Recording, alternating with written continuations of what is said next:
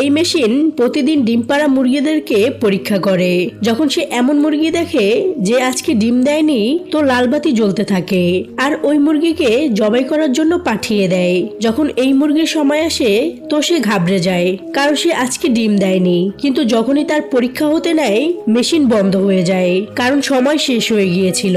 এতে মুরগি মনমরা হয়ে যায়, কারণ সে জানে কালকে তাকে জবাই করার জন্য পাঠিয়ে দেওয়া হবে।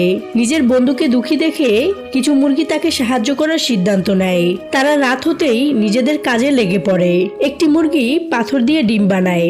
হ্যাকার মুরগি ফার্মের সিস্টেমে ঢুকে পড়ে যাতে তাদের বন্ধুকে বাঁচাতে পারে। পরের দিন মুরগি চোখে পানি নিয়ে তার বন্ধুকে দেখে, কারণ সে জানতো এখন কি হবে। তখনই পরীক্ষা করার মেশিন আসে আর মুরগি ঘাবড়ে যায়। কিন্তু সময় থাকতেই তার বন্ধু নকল ডিম ছুঁড়ে মারে, যাতে মুরগি ওই টেস্টে পাশ করে আর বাকি জীবন তার বন্ধুদের সাথে আনন্দে কাটাতে থাকে।